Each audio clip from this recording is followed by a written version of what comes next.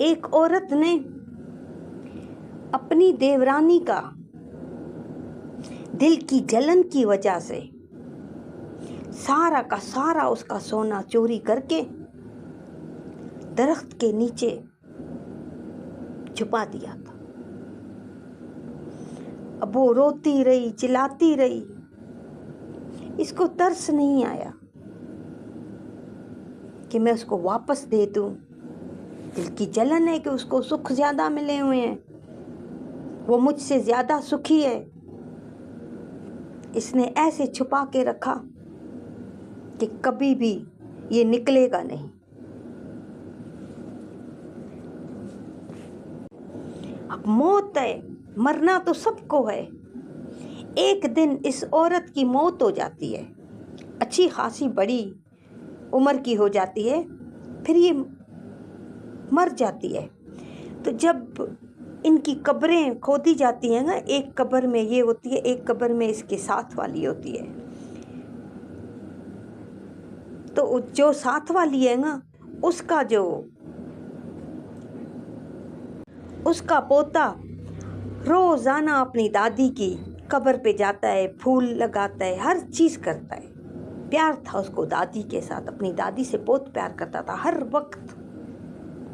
तो फिर वो एक दिन जाता है, सुबह को बस्ता भी ठहरा देता है उसको।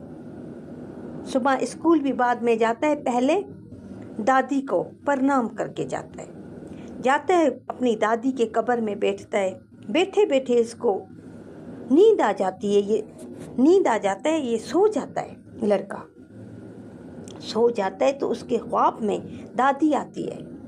खुश होता है अपनी दादी को देख के, पूछता है, दादी आप कैसी हो, कैसे आपकी तबीयत कैसी है, आप कैसे हो यहाँ पे। कहते, उसकी दादी बोलती है, मैं बहुत खुश हूँ, मैं बेपनाह खुश हूँ, मुझे यहाँ पर कोई चीज़ की कमी नहीं है।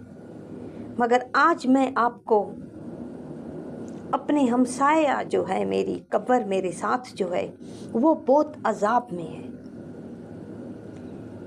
आप जाओ, उसको पता देती है कि आप जाओ इस पते पे, इनके दरख्त के नीचे सोना दबा हुआ है, उनको जाकर बोलो कि अपना सोना, अपनी अमानत निकालो।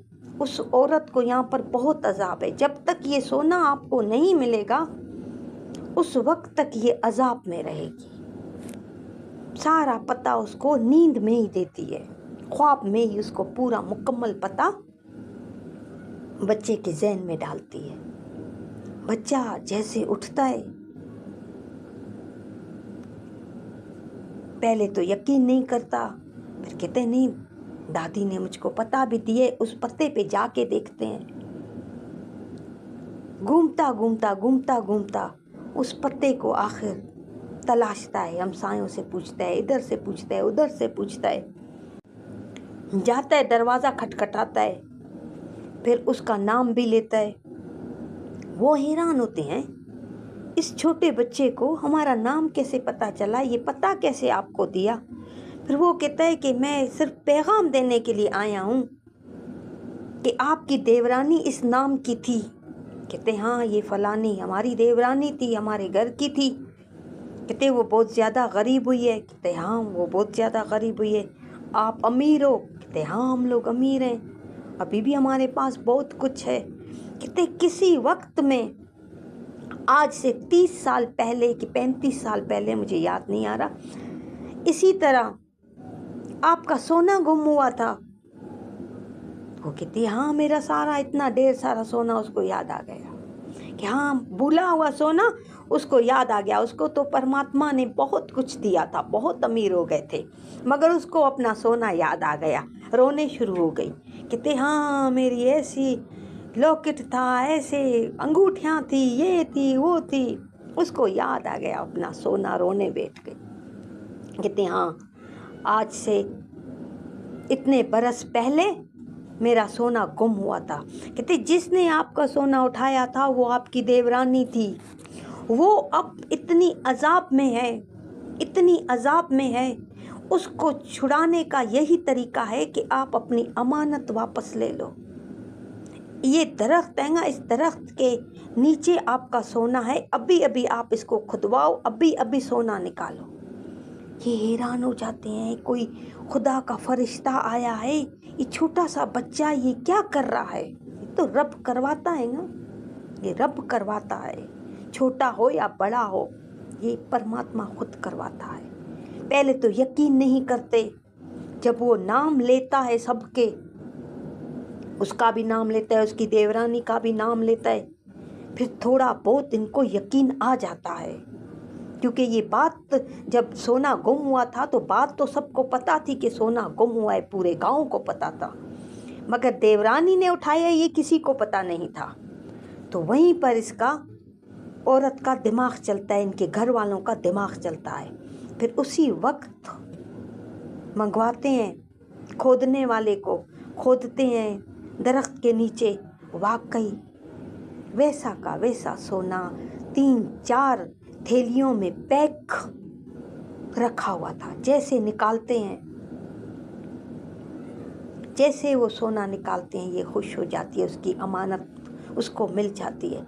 ये कहते हैं ये फरिश्ता है, इसके पाँव छूते हैं, इसके हाथ छूते हैं कि ये घर में एक खुदा का बंदा आ गया है, एक फरिश्ता आ गया। ये कहते हैं नहीं, मेरी दादी मेरे ख्वाब में आई थी। फिर बोलता है आखिर में, मेरी दादी मेरे ख्वाब में आई थी, उन्होंने मुझको ये सारे नाम बताए, पता बताए कि वो बहुत ज़्यादा अजाब में है, अभी आपका सोना आपको मिल गया है, आप मेहरबानी करके मेरे साथ चलो कब्र में, उसके लिए उदरी दुआ करो कि वो अजाब से छूट जाए, तुम लोगों ने उसको माफ़ किया है, उसको माफ़ कर दो।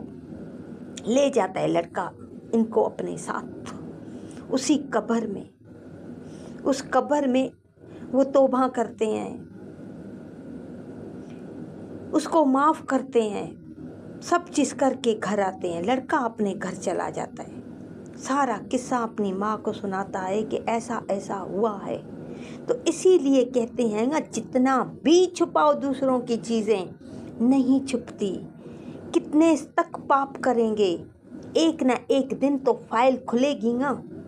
जितना भी उसने छुपाया नहीं छुप सका, उसके मरने के बाद भी पता चला कि ये सोना उसकी देवरानी ने उठाया है, पता चलता है। तो क्यों पराई चीज़ को अपना समझें? हमारी कोई चीज़ है ही नहीं, हम अपना समझ के बैठ गए हैं। तो फिर जब रात को ये लड़का सोता है, जब सो जाता है ये लड़का, तब दादी इसके ख्वाब में आती है, कहते हैं कि आपने आज बहुत बड़ा काम करके दिखाया है, आपने बहुत बड़ा काम किया है, अब मैं और वो दोनों एक साथ रहते हैं। जितना मुझको सुख मिल रहा है, अभी उसके लिए भी खुदा ने उतना ही सुख लिखा।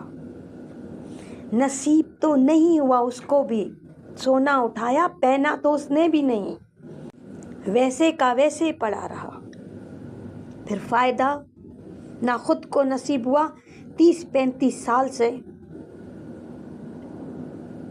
उसका भी चला गया। 35 साल तक बद्दुआएं इसकी उसको लग रही थी।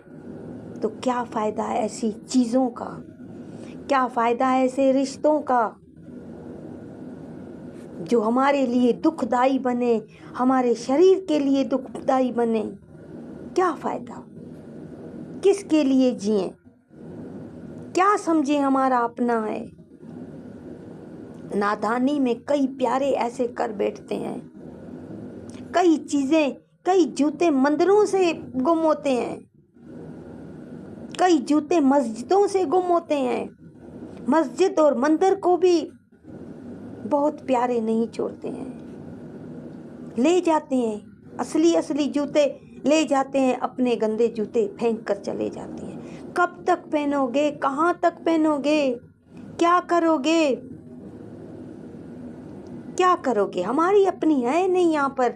आज हैं, आधे घंटे का भी हम लोगों को मोहलत नहीं है कि हम आधे घंटे के बाद चले जाएं। यहाँ मैं अब सत्संग कर रही हूँ, क्या पता है कि कल मैं हूँ या ना रहूँ, कुछ पता नहीं है किसी का भी। फिर क्यों इतने पाप करते हैं हम लोग? तो इसीलिए आज गुरु जी ने बोला कि जो चीज़ हमारी नहीं है ना, वो हमारे पास कभी भी नहीं टिकेगी। जितना दबा कर रखो, चाहे जितना भी करो, वो हर सूरत में जाहिर होती है।